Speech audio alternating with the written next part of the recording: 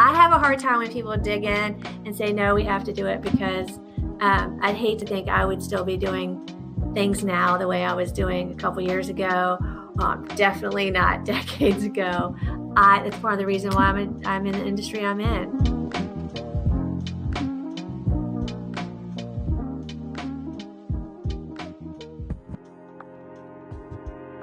Today, my guest is Kelley W. Powell, if you Google her, who is the CEO of the MacLaurin Group, and she is also the author of Courage to Lose Sight of Shore: How to Partner with Private Equity to Grow Your Business with Confidence, which was ranked one of the top 9 must-reads of 2021 by Entrepreneur Magazine and Entrepreneur.com. Kelley, how are you today?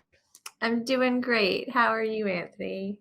Oh, I'm fantastic. I'm super grateful. I know that was a really long intro. I didn't even talk about all of the experience you have in your technical field, which I'll allow you to do, but I'm just so excited to be able to speak with you and so grateful to have you sharing with us. So maybe you can do a little bit of intro to fill in the gaps of anything that I might have missed so far. Yeah, no, I think you did perfect, and we'll talk about it along the way. I mean, MacLaurin Group, we're a technology operating partner for private equity. We've been on executive teams for private equity firms, been very fortunate to be a part of that fun ride. We've been partners at private equity firms themselves. And so we enjoy helping founders and supporting companies in taking that expertise and with a lens that has kind of that private equity investor to be able to look and grow, but to utilize technology to do that. So looking forward to talking to you about that today. Awesome. Well, I'm excited. So tell me, I mean, in terms of the technical background that you have, because you've worked in so many different industries, a lot in technology and immersion technology, what would you say is the number one problem that you solve for people, and sort of why is it important and relevant to strategy and leadership? Oh, you're going to make me pick one? That's an unfair right out of the gate. You can start with one. You didn't think this was going to be easy, did you? Well, I think, so I'm going to answer the question from right now with what we're seeing. I think one of the things that 2020 certainly, showed all of us is that we've got to be able to utilize, being in the cloud in the right way, being able to reach the customers, even though you're not in the office. I'm in the office today, but many of us have been working from home, and serving your customers in a way that you can still continue to deliver your products and services to them. And I think a lot of people maybe that we've seen, and a lot of people that we haven't, are kind of picking it up and putting their data centers in a cloud instead of really reaching out to someone, whether it's MacLaurin Group or someone like us, to be able to say, how do I do that? Because I haven't done that before, making sure you get the full benefits. And we can certainly talk about that more as we move forward. And with my background, the other piece that the team brings to the table is really thinking about understanding your data and the analytics in order to grow your company. And so I would say if there's one core thing about how MacLaurin Group thinks about utilizing technology, it is for scale. So rapid growth, to be preparing you for scale.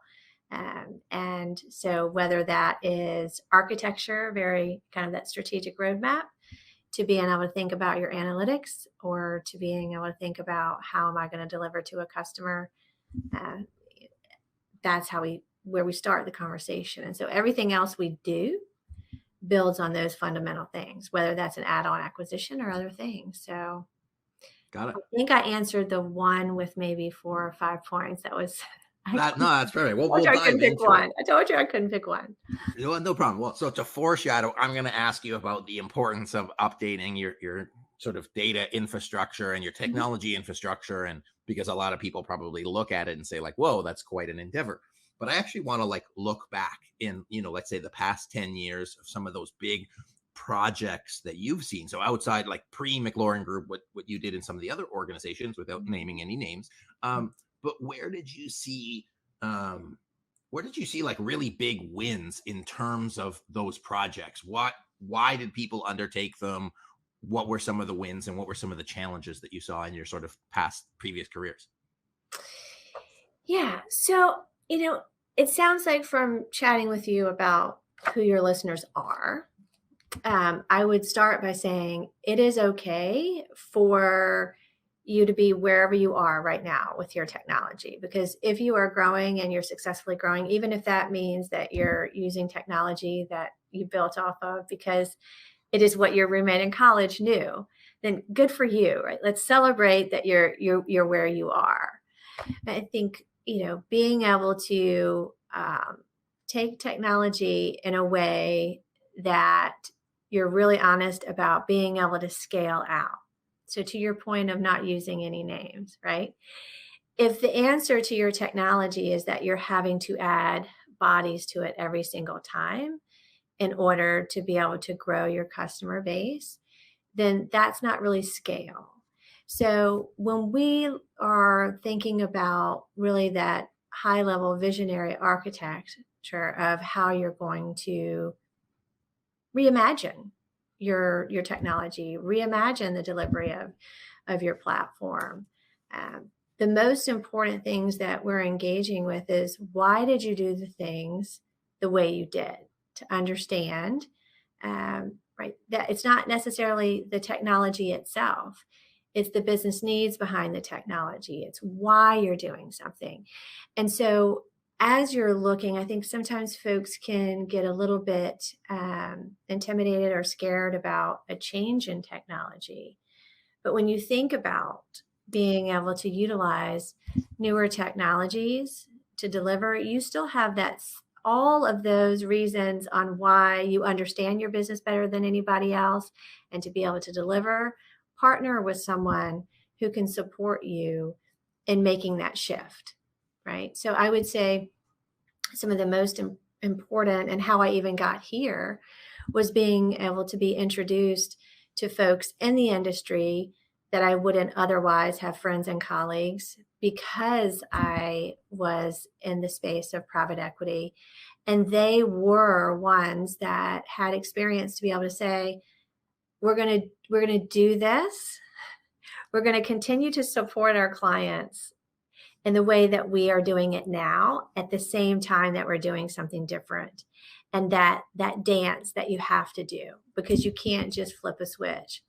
And, so for the audience that's listening, I'd have them ask themselves, are you a little bit afraid of taking that leap, of having, moving to something? And are you able to do it yourself, or do you need to reach out to another partner to help you to do that? So for example, right? As you're delivering to your clients, do they have insight into the marketplace? Do they know how well they're doing compared to others? Do you know how well you're doing yourself? Are you able to answer those questions to know how to grow and scale? And so much of that is around the data and analytics too, as well. So I think, I don't know if that answered your question or not, Anthony, or if you Maybe want I me can to ask go a slightly deeper. different question, Yeah. because we've talked about like the Mhm. private equity coming in. Why is it important for, why is upgrading that technology, why is having a data strategy important as it relates to organizational growth, whether or not they've sort of had a private equity event Right. already? Whether or not you've had private equity, you have to make sure that like data capture is cheap now, but you've got to do it in the right way. And do you know that you're with your infrastructure and the things that you're doing? Can you look your customers in the eye and say that they should trust you with their data? Are you being a good ambassador? Are you thinking about ways to be able to grow your business, whether that's features and functionality that you may want to deliver now, or maybe you want to add on in the future? So are you building out your architecture right now in a way that if a client has a need, is that very difficult for you to be able to change and adjust and add on? Or have you thought about your architecture in a way where you can layer in, whether it's new features, new functionality, new product lines to be able to grow your company? Or have you done it in such a way that it's really rigid? A lot of the legacy systems that are out there, they're so rigid that even thinking about doing something new is prohibitive. So you can't, maybe the way that you've done it, you are going to now implement so much risk and things that could go wrong with the system that you have in place that you're not even willing to now do something to support the customer. And so if that is the case, then you're stuck.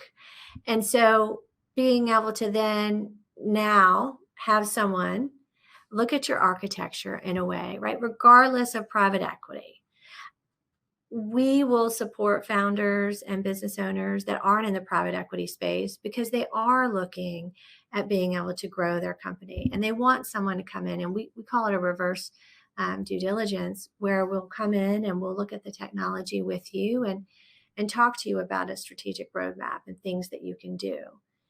And Anthony, don't get me wrong, I do not agree with just implementing technology for the sake of technology. No, it needs to be aligned with what is your strategy. How do you want to grow? What is it you want to do? I think what's been the most fun during this past year of 2020 is being able to support folks as they've thought about completely reimagining their platforms in ways that they wouldn't have otherwise had we not had a pandemic. And those are supporting some clients that aren't even in the private equity space, but know that they want to be able to compete on a level where they're growing and scaling their businesses and delivering to customers. And so maybe they are thinking about it like an investor mindset, even though they aren't private equity. So what would you say, like they're getting really practical on the ground without giving anybody's secret sauce away? What were some of those catalyst questions that got them on the path to being able to think about reimagining technology? Because obviously it's a big endeavor. It has to be kickstarted even before somebody talks like with you or a company like yours. So what are some of those questions that people can ask themselves or bring to their management teams to start reflecting on, hey, is our technology sufficient to get us to where we want to go? Can you maybe give 2 or 3 really practical examples? Yeah. So even for some of the folks who say they're in the cloud, like, are you still having, like during this past year, did you still have to have somebody go into the office and reboot a server? If you did, then okay. You really aren't. Be able to ask yourself, when you talk about being able to increase sales and you're going to have, right, Anthony, when you talk to people say, yes, sign me up. Are you looking across whoever is your technology, who's responsible for your technology, and they're saying, no, we can't scale, we can't do that, we can't grow, we can't take on customers? If those are the answers that you have, then okay, no, you're not really at a place where you can scale.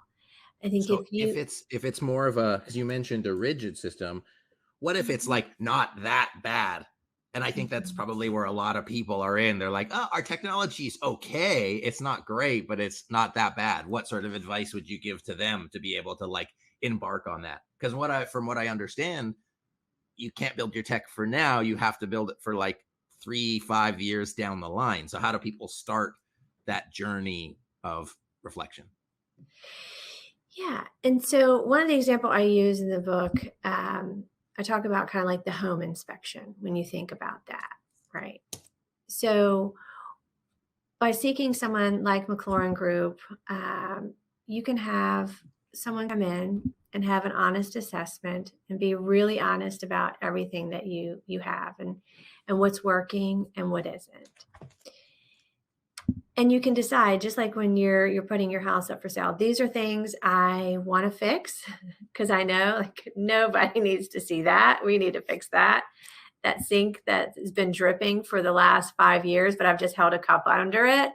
But it literally would take someone an hour to fix and we move on. Same thing with your technology. Like if there are things that that technical debt that that you've been needing to fix, it just has never been a priority. But it sure would make life a lot simpler. You wouldn't be spending the time and effort on it, right? And right to your point of maybe it's not that bad, but over time it is building up. And I think one of the things that happens is that all of those things that you feel like, okay, well, that's not that bad. Well, that's not that bad. Well, that's not that bad. Well, eventually, you now have a whole punch list of things that you have to address. And you have to ask yourself, is it slowing you down? Are there things that you could be doing? Is it reliable? Are you putting your clients at risk from a security or a data standpoint? And all of those questions, if you're answering this question and you're unsure, right, the result of if you were to have something go wrong, whether it's lose a customer's data, be exposed, get something wrong for a client. If all of those things, if it's not that bad, but you're putting yourself at risk, then it really is that bad. And if you as a company are not able to potentially deliver your services to your clients, then you need to do that. But I think one of the not that bad, those are all scary things of why I shouldn't do it because it's okay. And all of those things are really important. But more important than all of that is where you want to grow. And if it's not that bad because you're able to service your customers and be there for them, then maybe that's as big as you want to go. Maybe you don't want to bring more customers on, and that's an okay answer. But being able to do, right, so I talk about investing in yourself and that whole reverse due diligence. Very rarely do we wait until we're going to sell our home to be able to do a home inspection. And then somebody comes in and says, this is wrong with this electrical outlet. It's a risk. Just think about if we did that more often ourselves. Went in, it's like, oh, wow, okay, now I've fixed things in my house that I could have otherwise done. It's kind of that same thing for a business. If you want to engage with someone, regardless of private equity, to come in and say, what would we do? How would we do it? How would you recommend? And listen, it's an investment in yourself and in your business. It doesn't mean that you have to do all of those things. But if you don't know what's possible with technology, and it could be that the investments that you're making, you could do something for the same cost of what you're doing now, but in a better way, because now you've explored, what does it mean? How can I do that? And not having to hire someone full time to be able to know that you're hiring the right positions to be able to support a new technology. That's really important too as well, because if you haven't done a shift, say from a legacy system that's on-prem to now moving to the cloud, what is it? Do you either invest in the team that you have, or what is it that you need to do to hire additional talent? But you don't want to have to hire people that maybe you don't need full time, right? So Maybe they're if I American. could just jump into a couple Yeah, things that I heard. So I heard one, that's right. uh, taking the time. So I think whether that's being on a board, being a CEO, or being on a leadership team, to be able to do that, what I heard was like technical due diligence, like do an assessment at regular cadence to say, hey, is our tech stack, for lack of a better term, supporting our goals now? Are they supporting our like service delivery goals, our value creation goals, and our long-term goals? Did I get that part? Okay. I Perfect. also heard, is it reliable? And I saw a cool post from HubSpot the other day comparing themselves to other sort of software solutions. And they're like, we built everything natively versus this has been cobbled together by acquisitions. And I thought that was a really cool value proposition benefit. And it sounds like part of that is like, well, are you cobbling a bunch of legacy systems together like a big matzo ball, or are you actually building something intentional as a way to say, okay, well, is it reliable? Right. And sometimes cobbling is not bad, but you need to make that assessment, right? On whether or not that should be integrated, how it should be integrated, or right, to your point of, ooh, now we've got so many things that we've cobbled along the way that we don't even recognize the thing that we have. Hmm. Yeah, Right. I get that. And are you putting more effort and investment into that than to move forward and completely reimagining the product and the platform and the delivery in order to do that? And I think right now, if you haven't started to think about it that way, right, why not? Because if ever, again, if ever there was a moment to do that, this past year has been that moment of being able to say, look, I want to I want to protect the clients that I have. I want to grow my business, and I want to do that to be able to deliver to my clients. One But of the there are things that also, go ahead, go ahead. No, I was just saying, well, one of the things that we talked about when we started pre-rolling was, about, the value creation that this type of technical investment can provide. And, an Right. organization that we both know of, right, and that are involved in the Association for Corporate Growth, they're all middle market companies that for them to get to that next level, because that's sort of the goal for many companies, hey, what do we need to do? And so I know that there's a lot of different people at different organizations here, but can you highlight, maybe it's just the importance of technology for value creation long term, but also again, like, hey, what are those considerations a leader needs to take on? And I know we've covered it a little bit. It's like, hey, what do I really need to like do to galvanize my team around doing a strategic change like that that's going to support the growth? Yeah. So a real example, right? Using no names. When you think about the stickiness for your clients, if you going back to the cobbled of what you have and data integration and all of that, if you've had someone really at a high level think about what is the technology, to your point, that is going to take us not only right now to be able to serve our clients, but 3 to 5 years from now, being able to continue to have a runway. If you're going to do that in a way that is going to set you up as far as that first step of having a platform that can serve your business.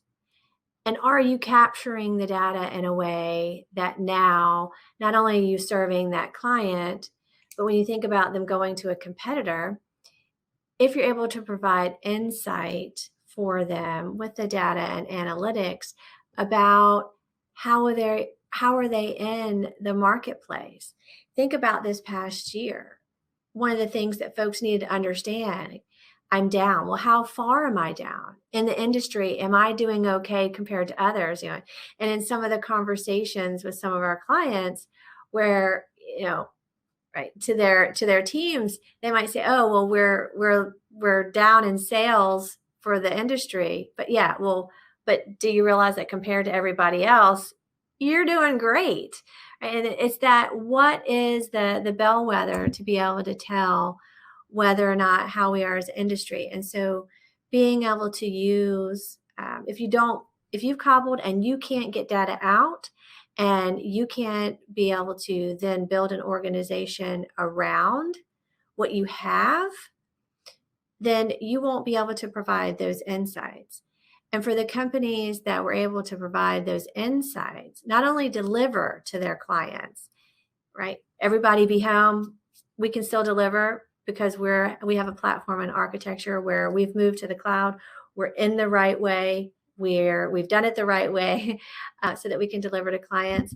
And then now we have insight across whatever industry that we're in, whatever industry we're serving, to be able to then be able to talk to clients about their performance and be able to give them more than just a platform, but a true partner in business to be able to support them in delivering to their clients. now you have a reason where someone's not going to switch, right? What is your stickiness? Why are clients staying with you with what you're delivering? And so your technology should be aligned in that way to be able to think about from the customer's needs and standpoints. And I know as for me as a customer, right, to your point of, I want to know that you've got it. I want to know that if I look how the sausage is made, that you're taking care of my data, you have my best interest. There's not going to be, a slowdown in delivery to me as your client, as your customer. I want to know that you have a handle on technology. And every company, we're all now in technology companies, right? Aren't we? I think all of your listeners, it sounds like whether you are a technology company or not, you get that we're all technology companies to be able to serve our clients. Yeah, well, I heard it's serving clients at sort of 3 levels. And we got a question for the chat. Then I'm going to ask you about the book, and then we're going to wrap up. So one, I heard around basically being able to deliver the core value. Is your technology delivering the core value of your product? The other value part is your technology, is your data capture retaining customers? Are you doing the things to be a little bit predictive to understanding, hey, what do you really need to continue to serve that customer? And then the third piece is just overall data insights to guide strategic direction, strategic investments, and to say, hey, relative to the industry or just as an overall business performance. So one is delivering business performance. The other is a measure of business performance. And both of them, all three of them, can be delivered by a sufficient tech stack, or technology investment. So not just sufficient, fabulous, stellar, yes. Amazing. Yes. Well, enough to get the job done. Yes, to your point. Yes, to get the job done. Yes. And in the future. So there's a question in the chat. By the way, if you have any questions in the chat, be sure to put them. If you haven't yet, be sure to like and subscribe so that you can never miss another great episode. But how would you think about the investment/resource balancing between the technology platform and the human insight sort of value based on the technology? So it sounds like, how do you balance the investment between tech and people, and how do you sort of find that equilibrium or balance, if that's even a thing? And Maria, let me know if I got that right. It's Maria letting you know if you got that right. Probably not before you answer the question. So. Yeah. So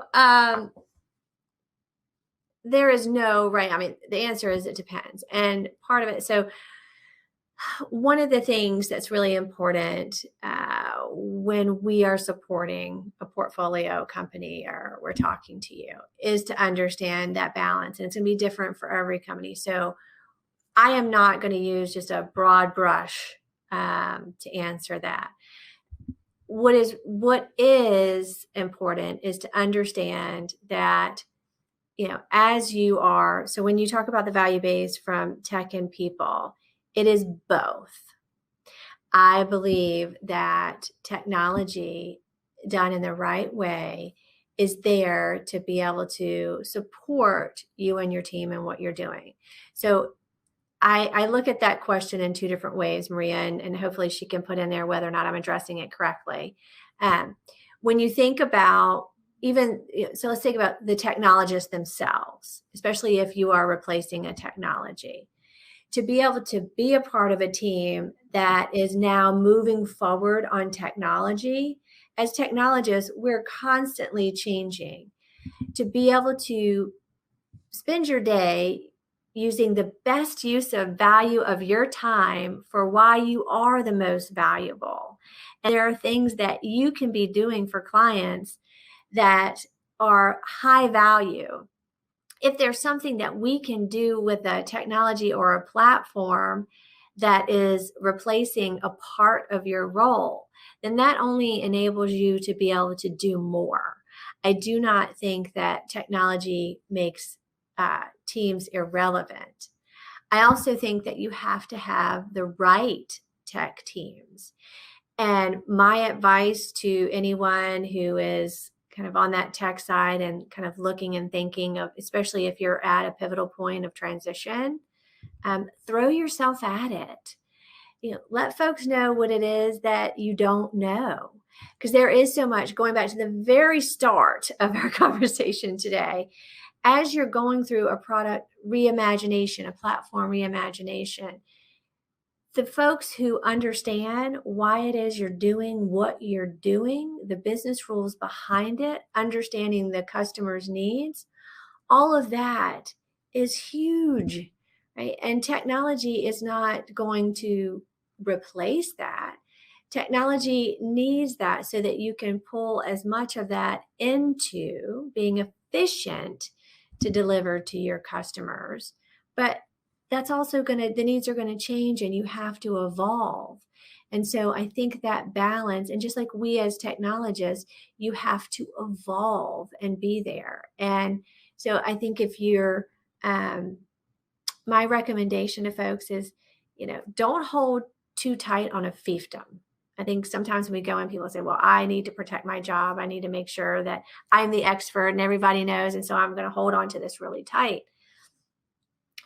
Those folks are actually doing themselves a disservice, because if you take the opposite approach and want to be able to have other folks fill your chair so that you can do other things, or to be able to scale and grow in a way, say, look, I want to be able to do more. So this part of my job, can you just make that automatically happen? I don't need that. I need to be talking to the customer. I need to be doing these. What is the most value add part of your job? And the other piece of that, to be able to say, look, if I'm learning a new technology and I'm in the conversation, throw yourself into it. And the honest answer, Anthony, sometimes maybe you aren't the right person to be a part of the technology shift long term. And you have to make that decision. But technology is going to change whether you decide to change with it or not. And so it always has to be a personal choice and decision. But people, and even with private equity and with growing, you cannot grow a business without really passionate people who are committed to the business, who want to grow. And as you're growing, you need to do more things. So I think that it's a combination. So Maria, I hope I've answered your question. So she does have a follow-up question, but I'm going to sort of summarize what I heard, and then in about 5 minutes or less, I know we're running out of time. So what I heard was really, ultimately, it comes down to delivering value. It's less about a formula of, who, what, when, where, how, why, but it's around, focusing on delivering value. Where are those value drivers, whether it be technology or human, and integrate them such that it provides the highest value. So I'm going to ask you two questions. One is about your book, and if you can summarize your book in a minute or less, that'll be a challenge. The other, which is a great follow-up for Maria, and then we'll wrap up, is she alludes to the fact that tech is evolving faster. What happens when your tech replaces, air quotes, people? And what do you do, or what have you, maybe more precisely, what have you seen done with the human capital surplus? So I'd ask, what have you seen in your experience? What have you seen done when technology sort of grows faster than people? And what have people done with that human resource surplus, other than downsizing? So two easy questions to finish us up. Yeah. Okay. So the first question about the book. The reason I wrote the book, I think private equity is a wonderful industry. I wanted to be able to tell some of the good stories about it, wonderful people. And there are leadership lessons there from having worked with Bill Royal, one of my mentors, from building a business to a $1 billion business, and how we did that by just doing the right things and being a good guy. And so I think that there's leadership lessons there that all business owners can learn from, regardless of private equity. Welcome feedback on the book for folks who will read it. Please reach out to me directly. Happy to answer any of your questions and connect with you on the book. From the what have I seen from downsizing and technology moving faster. this is my point earlier, right? The whole value add of where you're adding. And you have to, as a technologist, have an honest conversation with yourself. The downsizing or technology, there are companies, as you're growing and you're implementing technology, they need the folks who understand the customer and to be able to support the technology, regardless of what the technology is. So throw yourself at it. Don't get so deep rooted in having to do it the old way that you don't move forward with technology, right? And so you can make that decision to dig your heels in and not move with technology. And then you've got to decide what you want to do. And from my personal experience, for the companies that I've worked with, whether right now MacLaurin Group or in the past, it is a whole lot easier for a company to take the employees that they have who are committed and excited and are helping grow the business and know the business and be able to shift and pivot their role into the what's next than to go out and find somebody completely new. But you have to be willing to pivot and go with wherever that technology and role is going. And it could be that you bring someone in like MacLaurin Group to help bolster and mentor and support the team to do it. But if you're not the right person and you're just, maybe the technology does change and it's a different skill set, if you're not going to take on that skill set, then you're not the right person for that role, as harsh as that may seem. So you have to decide, do you want to move with the technology or not? You know, and yeah. And the answer is we sure hope so, right? Because you wouldn't be a part of the company if you weren't a valuable contributor before technology shifted.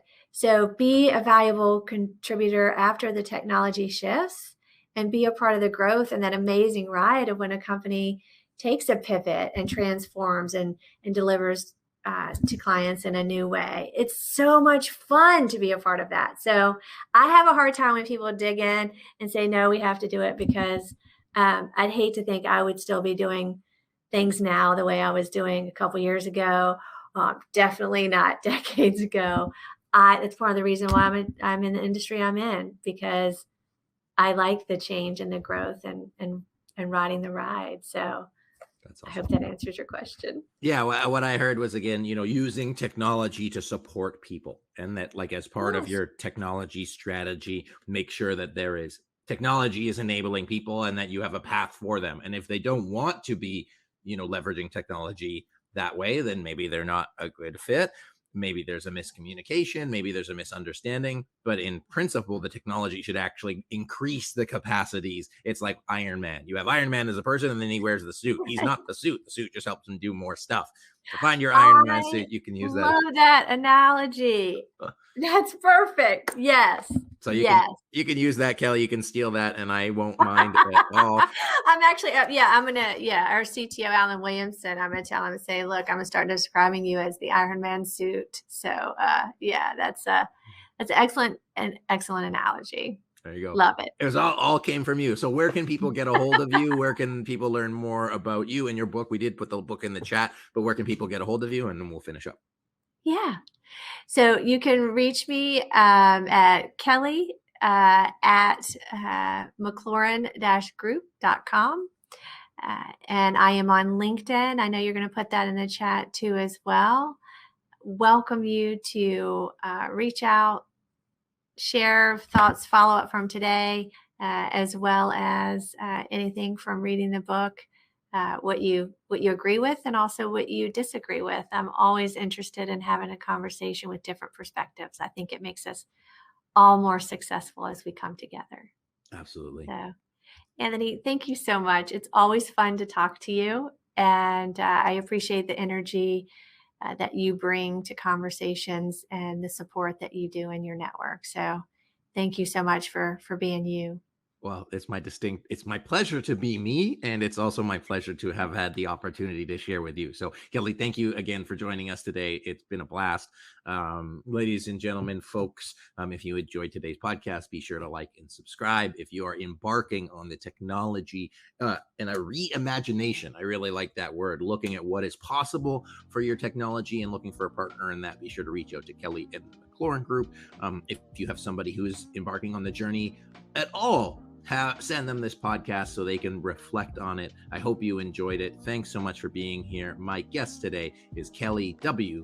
Powell. If you search, just there's a different Kelley Powell. Kelley Powell from the MacLaurin Group, CEO and partner. She's also the author of the best-selling book, Courage to Lose Sight of Shore, How to Partner with Private Equity to Grow Your Business with Confidence. Kelley, thank you again for joining us today. Thanks, Anthony. Bye, everyone. My name is Anthony Taylor. This has been the Strategy and Leadership Podcast. Thanks so much for joining us, and until next time.